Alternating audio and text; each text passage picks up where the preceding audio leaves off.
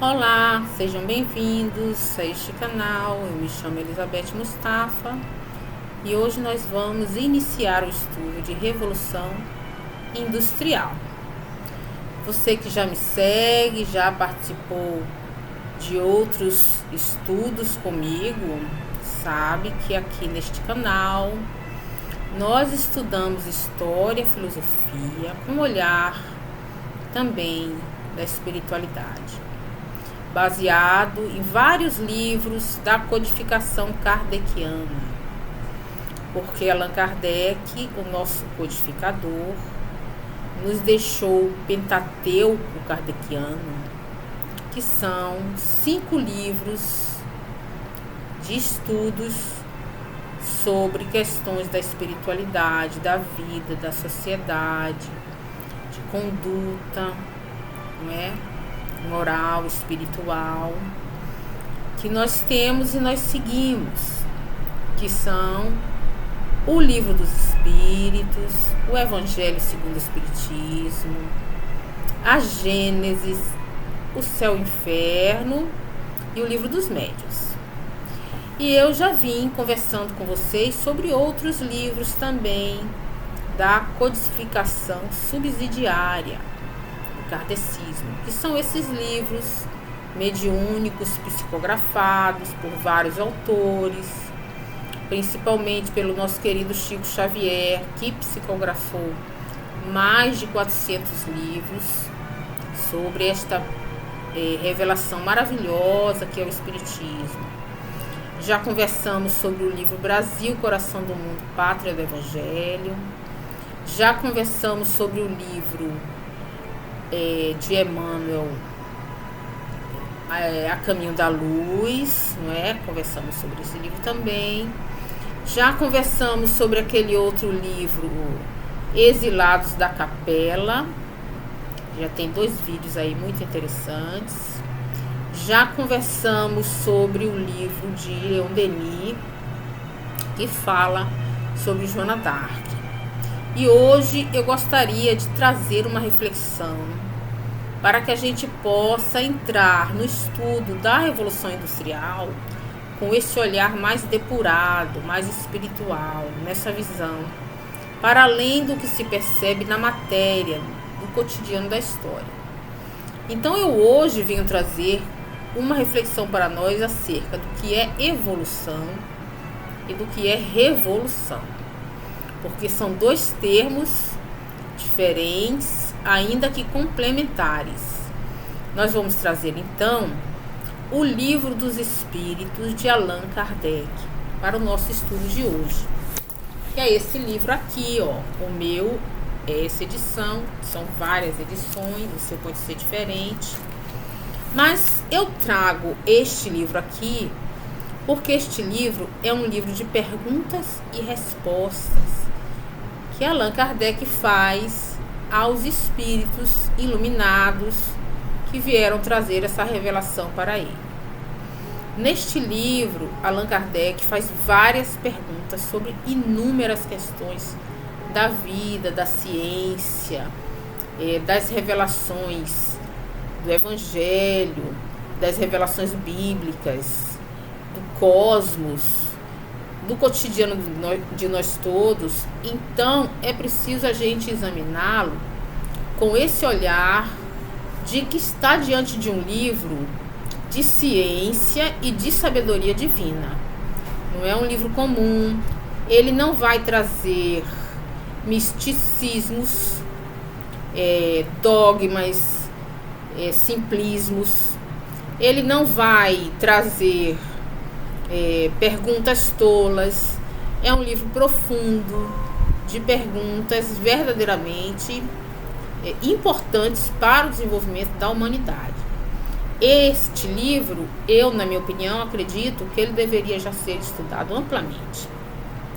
É um livro que é estudado no centro espírita por grupos de estudo, mas eu, na minha visão, ele já deveria estar na universidade, sendo estudada por todos no mundo inteiro, porque ele mostra aqui a ampliação da visão de mundo, da ciência, a partir de um olhar muito mais profundo. assim como todos os outros livros da codificação, que na verdade já fazem parte do arcabouço cultural, científico da humanidade.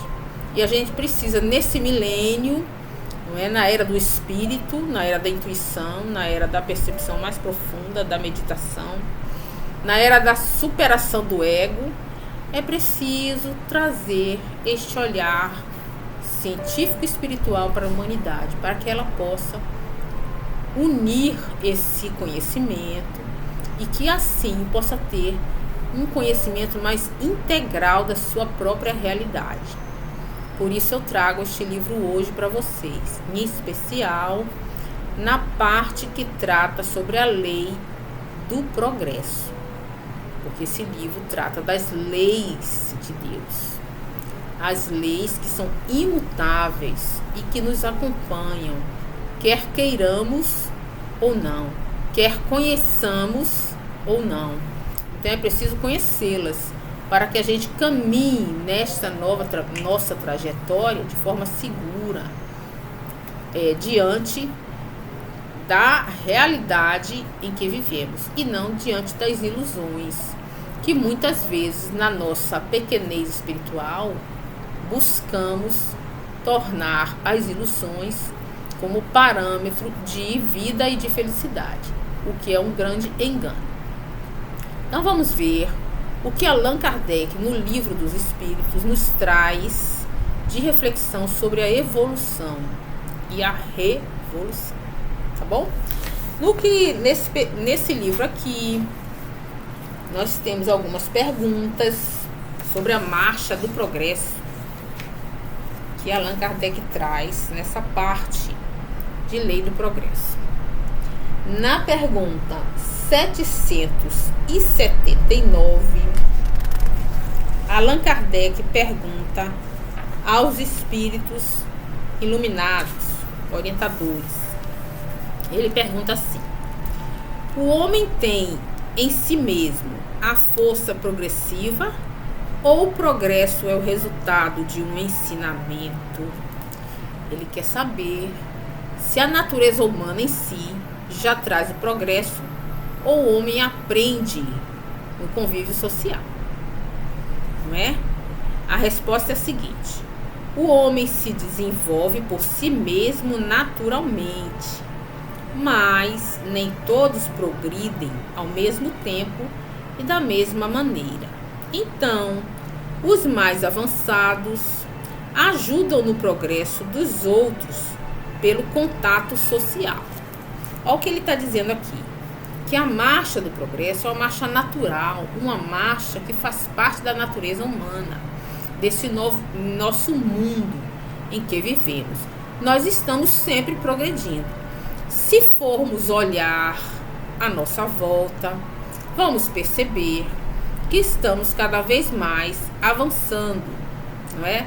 Intelectualmente, também moralmente.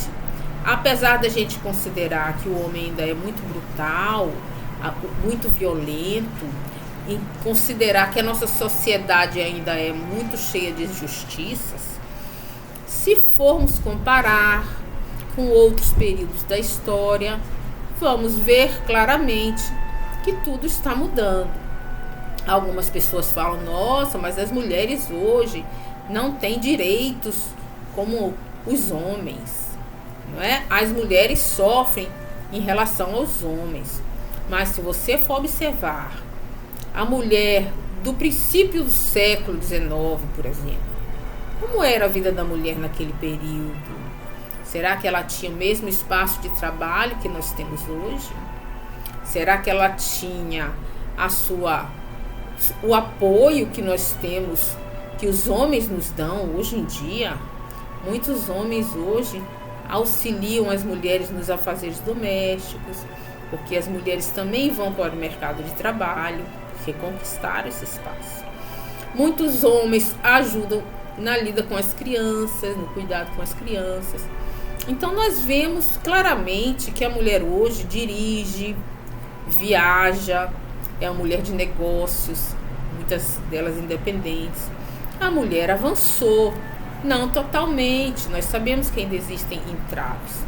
Se nós formos pensar, as pessoas falam: nossa, quantos problemas raciais os negros sofrem na atualidade.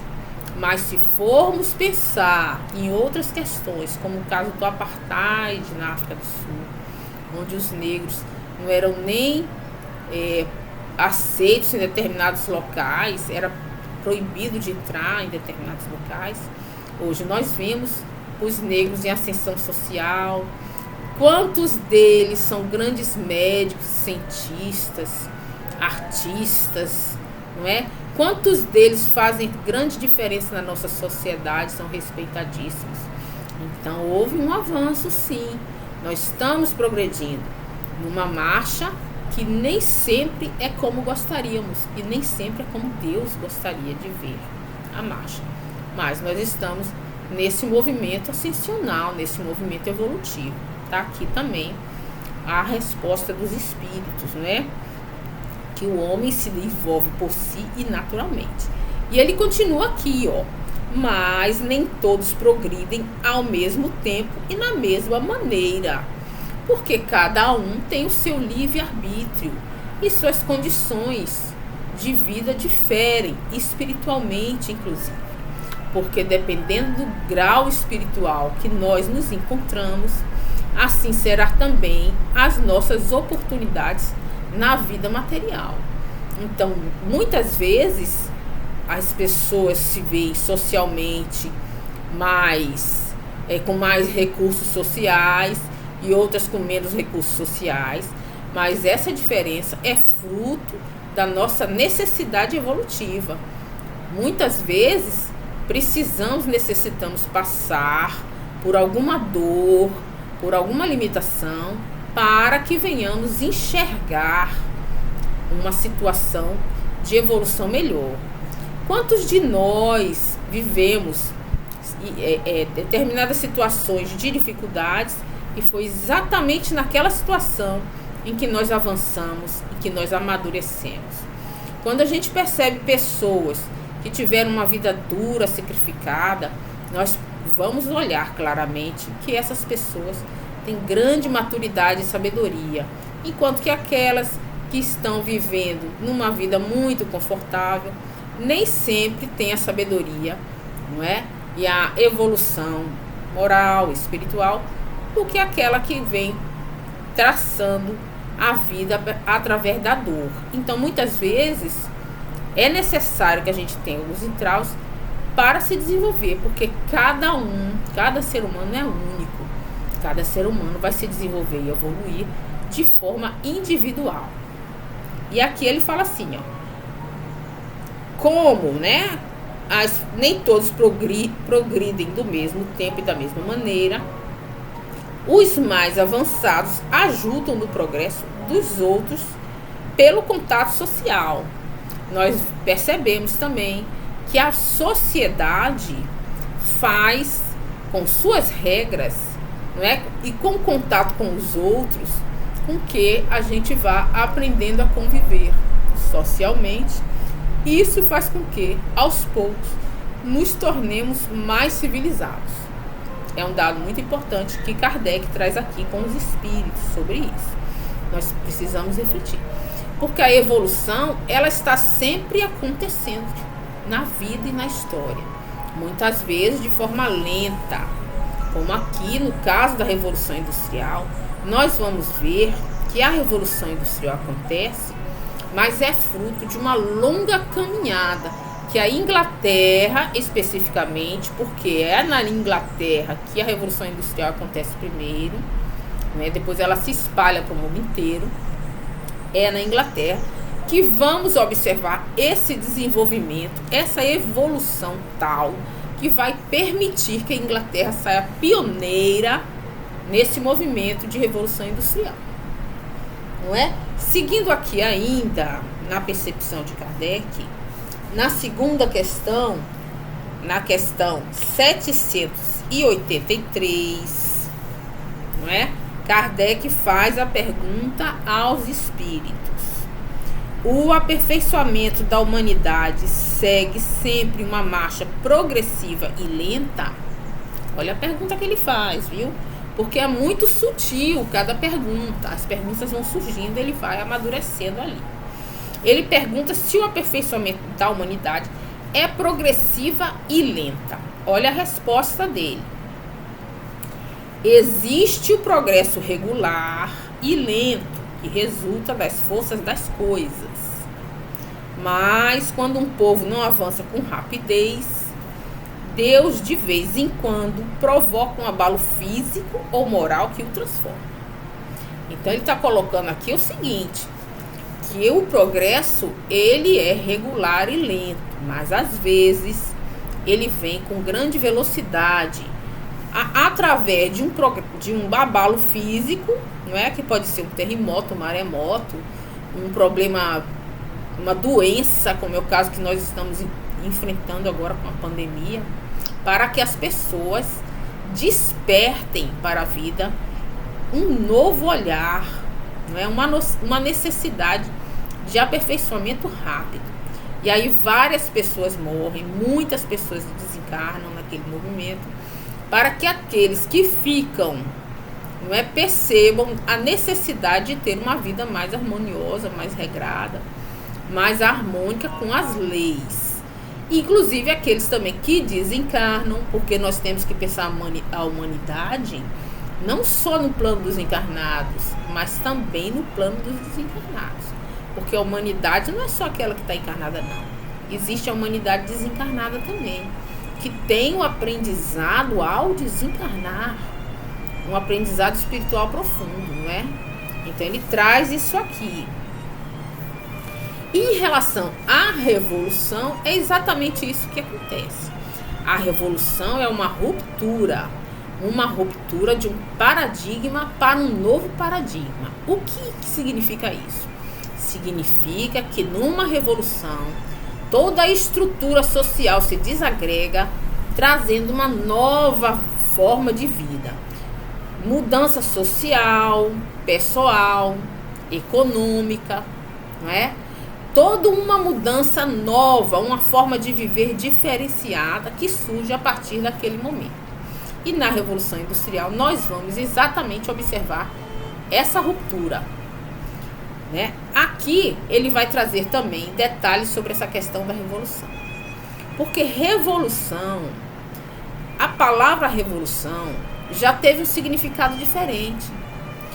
Na época de Galileu, a palavra revolução significava um fechar de um ciclo. Como nós entendemos hoje, uma mudança cíclica que se encerra. É como se fosse, na linguagem do professor de sala de aula, a culminância. Quer dizer que existiu todo um processo de aprendizagem daquela unidade e no final existe um projeto interdisciplinar que marca a culminância do aprendizado. Assim também a gente observa aqui a revolução. A revolução é como se o ciclo se fechasse, o ciclo de evolução se fechasse e agora, neste momento, a mudança acontecesse. Vejam como é importante a gente perceber, não é? Que a evolução, ela é cíclica, ela vem devagar, aos poucos, e num determinado momento, todos aqueles elementos se agregam para que exista aquela verdadeira mudança que nós chamamos de revolução. Vamos ver o que Kardec nos traz aqui, a explicação, que é fantástica essa explicação de Kardec. Olha, vejam só.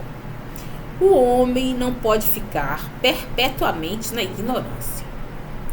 Observe aí, viu? Porque muitas vezes a gente acha que nós temos o livre-arbítrio e que nós vamos escolher a hora que nós vamos mudar a nossa vida e mudar de atitude. Não é bem assim. Porque devem alcançar o objetivo definido pela providência. Ele se esclarece pela força das coisas.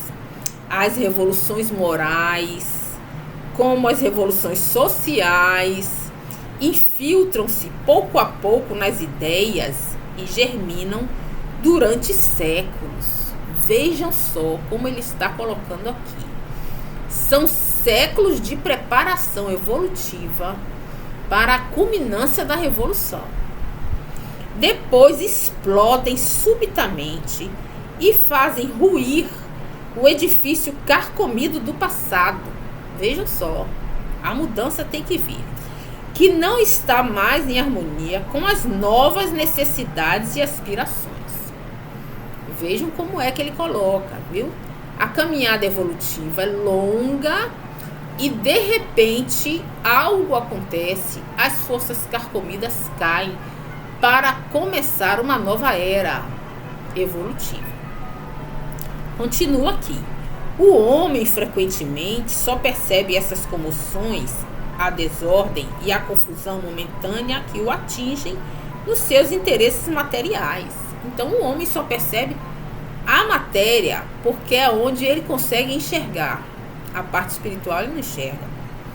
Aquele que eleva o pensamento acima da personalidade admira os desígnios da providência. Percebe, não é?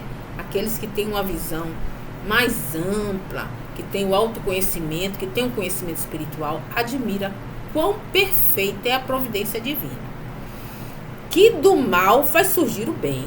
Então, onde parece que está tudo uma catástrofe instalada, de repente o bem vem e toma seu lugar, porque é o bem que comanda o mundo. Não é o ódio e nem a guerra, é o bem. Então, quando tudo parece um caos, o bem vem, toma sua posição e comanda a evolução sobre outro patamar. A tempestade e o vendaval saneiam a atmosfera depois de a terem remexido. Olha como é importante as revoluções para que os ares se renovem, assim como a tempestade que nós vemos aqui na Terra. Sempre necessária aquela chuva benfazeja para que novas sementes brotem, para que o ar se purifique e que os povos caminhem na direção da evolução novamente.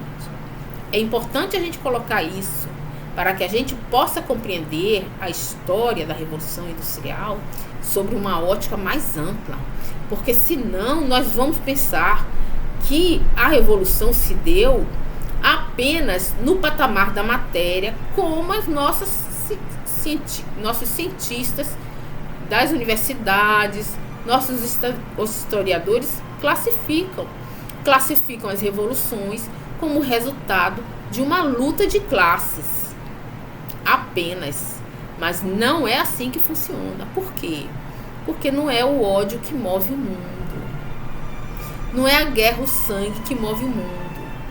Essas questões acontecem para nosso aprendizado, mas o motor da vida é a providência divina, são as leis de Deus. E as leis de Deus são leis advindas do amor de Deus sobre nós. E nós temos que perceber isso. Não é? O ódio é apenas a ausência do amor, assim como as trevas são a ausência da luz.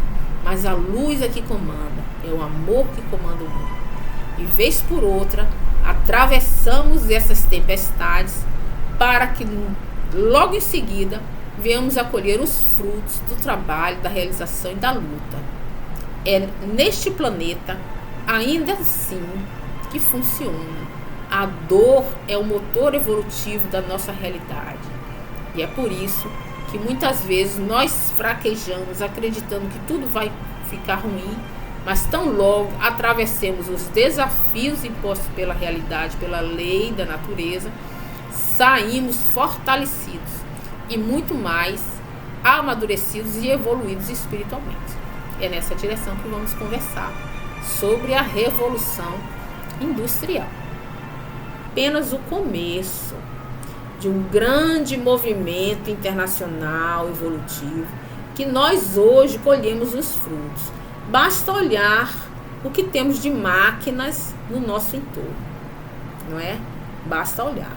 E nós vamos também ter a consciência de que, apesar desse desenvolvimento econômico, material, precisamos muito ainda desenvolver a nossa espiritualidade, a nossa fraternidade, para que o mundo se torne aquilo que nós devemos cultivar, que é um mundo justo, igualitário para todos. Mas que nós precisamos compreender que essa mudança depende da mudança de cada um de nós, numa força conjunta, coletiva, para o bem maior. E que este movimento é um movimento de amor, não é um movimento de separação, de segregação, nem de luta de classes. É um movimento de fraternidade universal, que vem surgindo naturalmente, caminhando sempre, como diz Emmanuel, a caminho da luz, que é para onde migra a humanidade. Eu vou ficando por aqui com esse vídeo. Espero que vocês tenham gostado, que comentem, que divulguem, compartilhem, dê seu like e façam aí as suas observações, na certeza de que juntos, trocando ideias e amadurecendo, vamos ter um mundo melhor, que se respeita, que tem, apesar de divergências, muitas vezes nós temos, mas isso não quer dizer que vamos caminhar de forma desarmônica. Vamos sempre buscar a harmonia e o respeito às opiniões alheias. Muito obrigada.